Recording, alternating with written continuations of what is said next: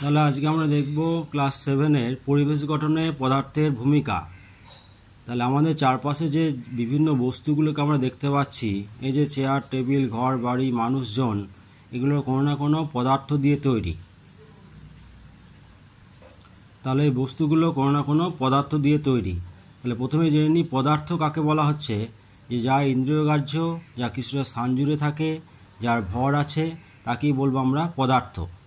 পদার্থগুলোকে আবার তিন ভাগে ভাগ করা যায়: মৌলিক পদার্থ, যৌগিক পদার্থ এবং মিশ্র পদার্থ। তোমরা জানো যে মৌলিক পদার্থ হচ্ছে যে পদার্থকে ভাঙলে বা বিশ্লেষণ করলে সেই পদার্থ ছাড়া অন্য কোনো পদার্থ পাওয়া যায় না, তাদেরকে বলা হচ্ছে মৌলিক পদার্থ। যেমন সোনা, রূপো, লোহা, হাইড্রোজেন, অক্সিজেন, ফসফরাস, এরকম মৌলিক পদার্থ আছে।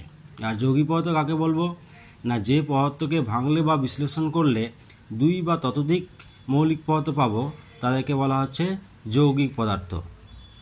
অর্থাৎ তার মানে আমাদের চারপাশে যত বিভিন্ন যৌগিক পদার্থকে দেখতে পাচ্ছি, সেইগুলো কিন্তু নির্দিষ্ট কতগুলো তোমার মৌলিক পদার্থ দিয়ে তৈরি। এবং পৃথিবীতে এই স্থায়ী মৌলের সংখ্যা হচ্ছে মাত্র 92টি।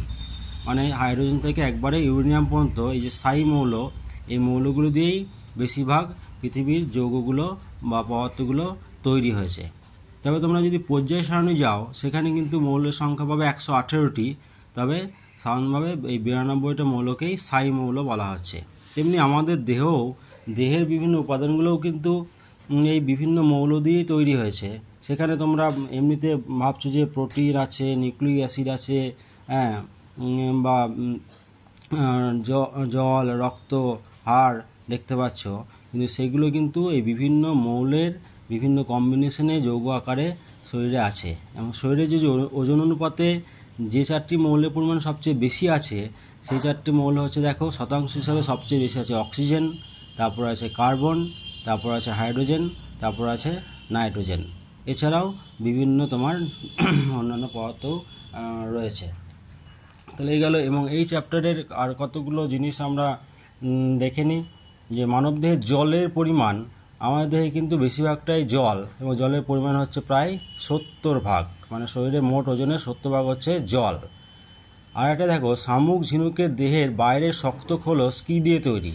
সেটা হচ্ছে একটা যৌগ দিয়ে তৈরি, তার নাম হচ্ছে ক্যালসিয়াম কার্বনেট, CaCO3।